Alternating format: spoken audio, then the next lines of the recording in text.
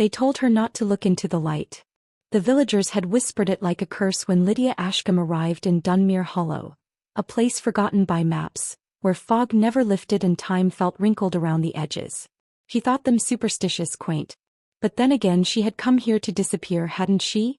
The manor waited at the top of the cliff, Grayfen House, perched like a vulture above the sea, endlessly blinking through the storm with its solitary lantern, a flame that had burned for nearly 200 years. Except it wasn't a real flame. And it wasn't a real lantern. Not anymore. Lydia arrived on the last coach allowed up the cliff road before the season turned. Storm season, they called it, but it was more than weather.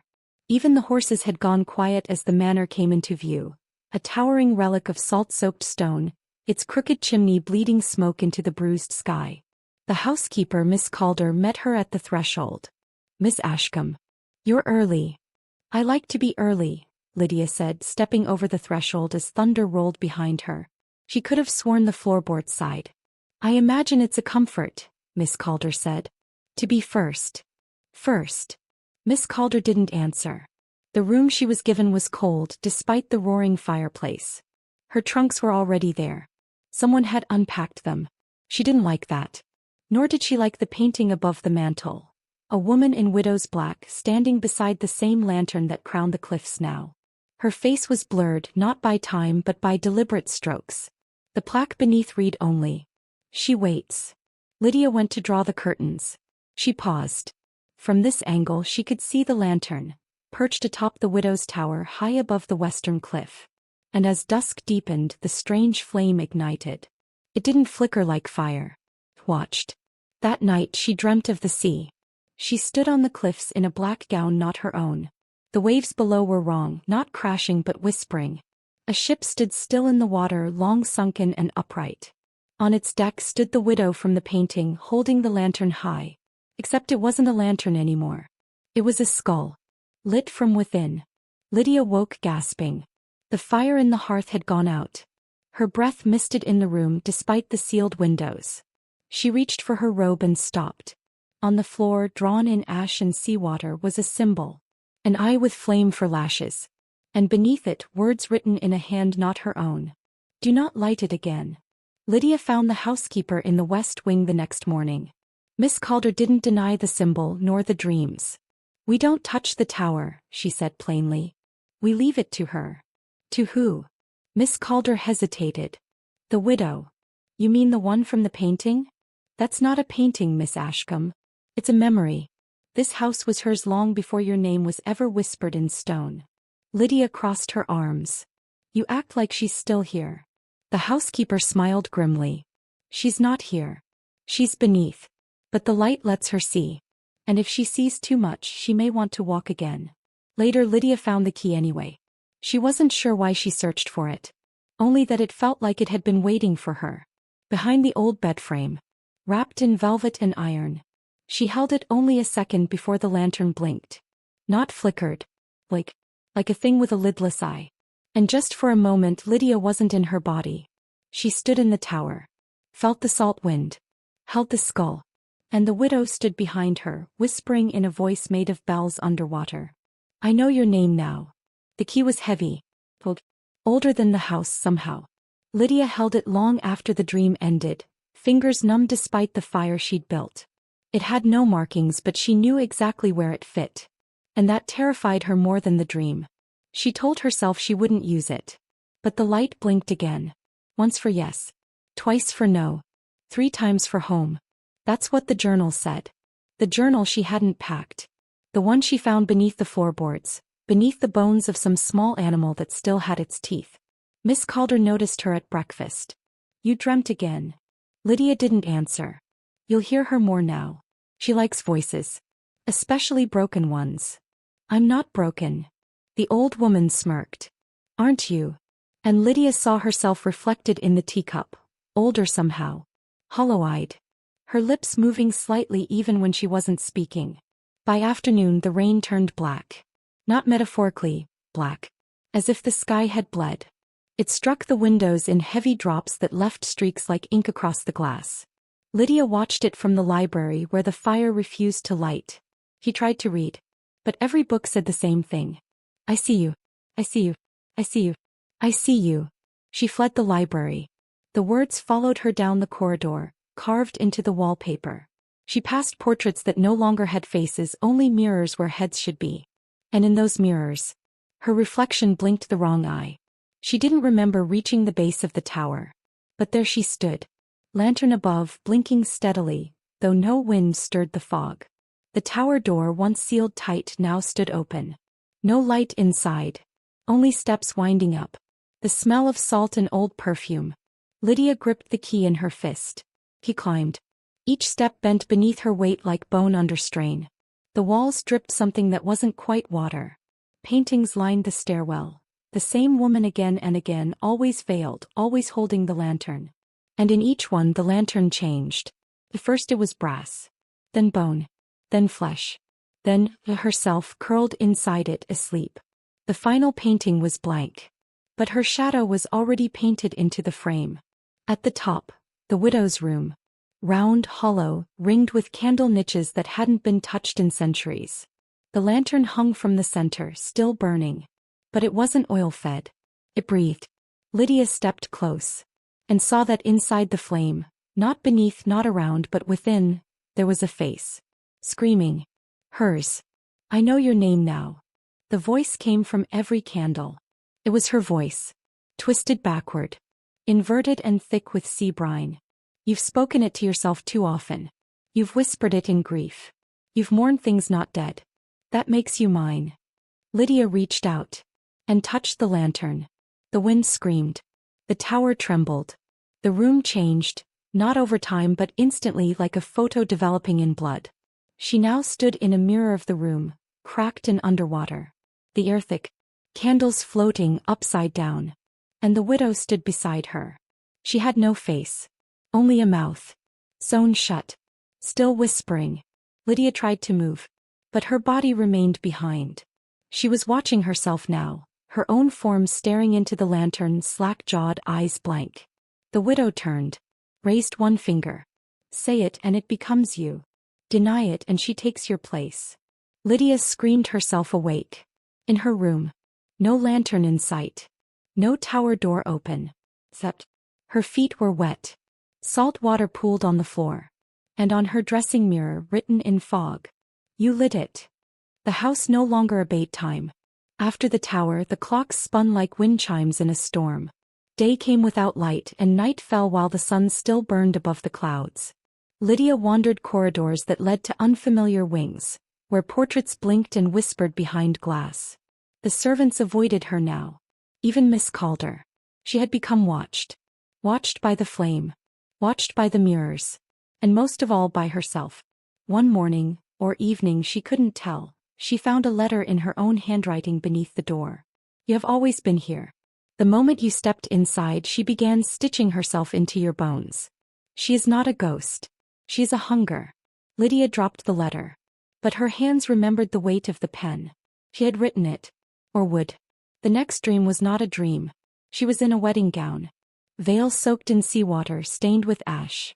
No music. No guests. Only the widow stitching. Lydia's lips closed. You are me rewritten, the widow said through the thread. You are me unremembered. You are the part they tried to burn out. Lydia struggled, but her hands wouldn't move. Behind her the lantern burned brighter. Its flame was now red like a wound refusing to close. And inside it, Rosalind, the original bride, the one no one remembered. She pounded silently from within, mouth wide, eyes wide, desperate to escape. She didn't die. She was lit. Lydia woke standing at the base of the widow's tower. Barefoot. Gown still damp. And in her hand, a shard of mirror shaped like an eye. It whispered when she held it to her ear. She wore your face before you did. Miss Calder found her at dawn, sitting in the rain. You've touched it again, haven't you? I didn't mean to, Lydia said, barely audible. It's inside me now. It remembers me. Like I've always been its echo. Miss Calder knelt. You were born with the mark, weren't you? A crescent behind the ear. Lydia stiffened. How did you know? The old woman sighed. Because I've waited for you longer than I should have. And the house, it always collects what it loses. That night Lydia searched the east attic. Behind old trunks and ruined paintings, she found the bride's veil, brittle with age, still soaked in salt. Beneath it, a diary bound in rope and teeth. No name. Just the symbol. The eye with flame lashes. The entries were unhinged, sometimes written backward, sometimes scratched into the paper with bone. But one sentence repeated throughout. The light does not guide. It binds. Another. She takes the women who speak their pain too loudly. She seals their mouths with fire. And wears their names like dresses. Lydia closed the book, trembling. The house didn't haunt the widow. The widow haunted the women. The next storm came without thunder. Only silence so heavy it pressed her ears flat from within. The widow's lantern burned crimson. And Lydia knew, it was time. She dressed herself in the veil. Not because she believed the ritual, but because she needed to see the truth through her own eyes. As she entered the tower, the candles lit on their own. The steps sighed. And above, the flame pulsed like a beating heart. The widow stood beside it, faceless now. Her veil flowed like smoke, and inside her, all the other brides whispering beneath her skin. You've come to surrender? No, Lydia said, stepping closer. I've come to remember. She threw the mirror shard into the flame. It cracked reality. The lantern screamed. So did the widow. The room became memory, hundreds of Lydia's reflections blinking into existence, each a life not lived, each a version devoured by the flame. One was a mother. One a killer. One still wore a red ribbon from a childhood accident she never remembered. They all reached for her. We burned for you. We screamed in your voice. Thou light the way. Lydia tore the veil from her head.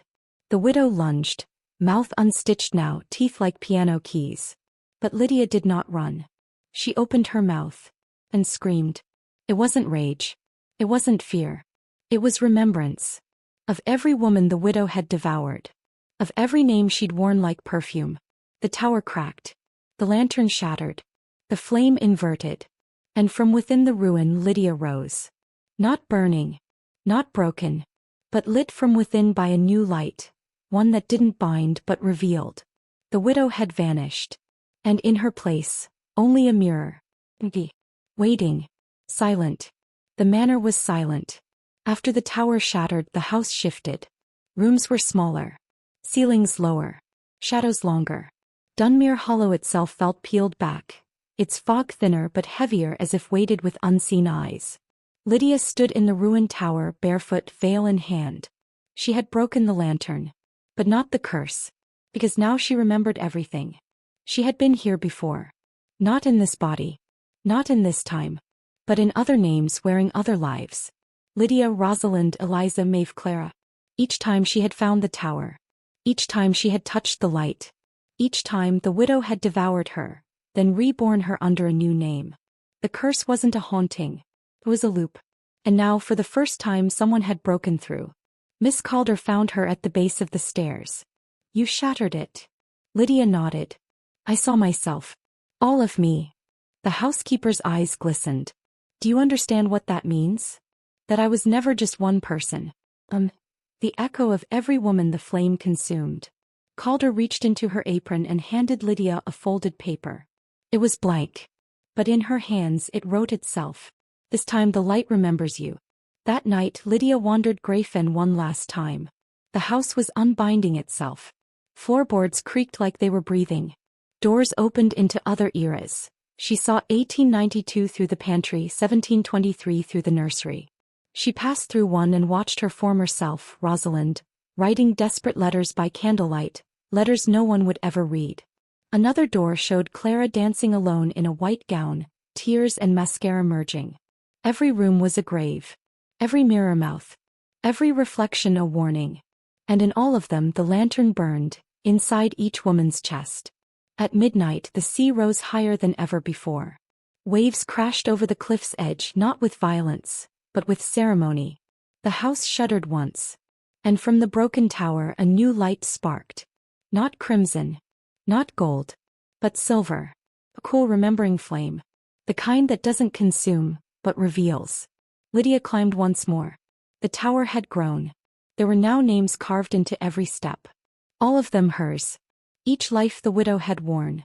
Each version of her trying to scream across centuries. And now for the first time they were all here together.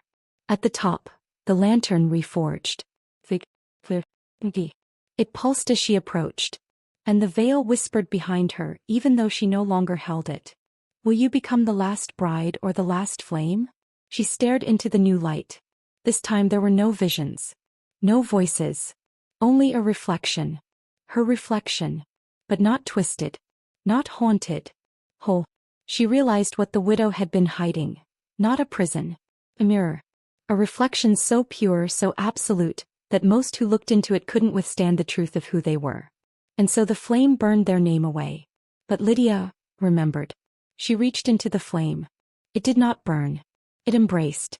And every version of her, every bride, every scream, every whisper trapped in salt and smoke, stepped inside her. Not as ghosts, but as memory. She was no longer one. She was all of them. And in that unity the cycle ended. Below, Miss Calder stood in the garden as the sea fell silent. Grafin House at long last exhaled. Windows burst open. Curtains flared. The house blinked for the first time in centuries. And the lantern, now silver, cast one final glow across the hollow. No longer watching. No longer consuming. Only illuminating. Lydia was never seen again. But villagers swear that when the fog rolls in off the sea, they see a woman in white standing in the tower. She holds a lantern. It burns soft. It burns cold. And when it blinks just once, people don't vanish. They remember who they were before the world forgot them.